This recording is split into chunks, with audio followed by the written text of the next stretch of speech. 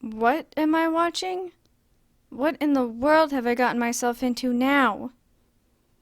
Wait, hold on. I think I know. Yeah, it all makes sense now. It's French. Man, French animation is weird.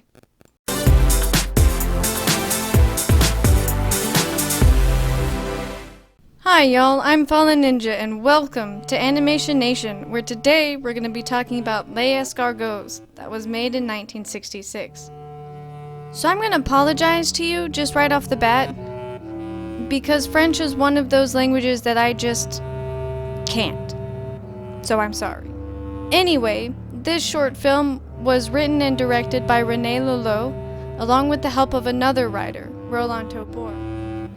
So I was originally introduced to this animation. I found it in a 600 cartoon collection that I picked up at Cracker Barrel. And this was by far the strangest thing on it. So we open up on this distant planet in this alternate dimension that looks similar to ours, but not quite. And we are introduced to this farmer. I use that term loosely because he can't seem to figure out how to farm correctly. His plants aren't doing very well, so he tries all these things to see if he can make them at least stand up, but nothing seems to be working. And this makes him really upset, so he starts crying. And he realizes after a while that his mutant tears are actually able to help the plants grow, because normal water is too mainstream, I guess. And these plants get huge because of his mutant tears. And these plants attract these tiny little snails that begin eating them. I'm not sure what kind of plants these are supposed to be. I'm assuming some kind of lettuce or cabbage or kale. But this is an alternate universe, so who really knows?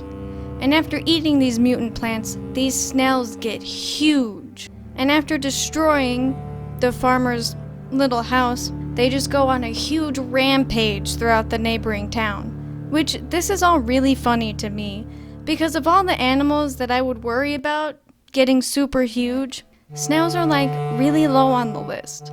Because yeah, they're huge, but they still don't move that fast. But somehow these giant snails are managing to run over people. They're even kidnapping people, for goodness sake. And just generally causing mass destruction and hysteria. And after having successfully destroyed this town, they make these weird little pyramids. And then they just die. And I have looked at these little pyramids over and over again, because they have to mean something, right? So I looked to see if they made any kind of letters, or if they made any kind of symbols. There has to be some kind of symbolism here, right? Maybe I'm reading too much into it. Oh well, we'll never know.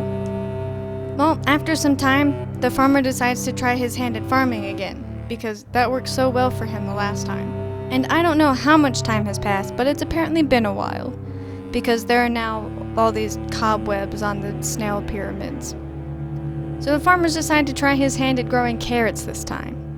And this short film ends with a bunny looking longingly at his carrots from a distance. And I now demand a sequel, after all these years.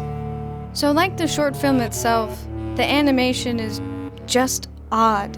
That's really the best way to describe it. It's some kind of pen-pencil sketch, at least that's how the characters and the backgrounds and the buildings look to me. All the characters are drawn strange. They have these odd proportions. And it seems to use the same color palette throughout. There was limited movement in this animation, but they didn't really need a lot of movement to get their point across. Now, if there are any of you out there who are thinking about picking up gardening as a hobby, just water your plants like a normal person instead of trying to create a giant snail army to destroy the neighboring town. Actually, giant snail army sounds pretty cool. So tell me what y'all think of Les Escargots down in the comments below. And if you have anything else you'd like me to talk about, go ahead and leave that there too. And I will catch y'all on the flip side.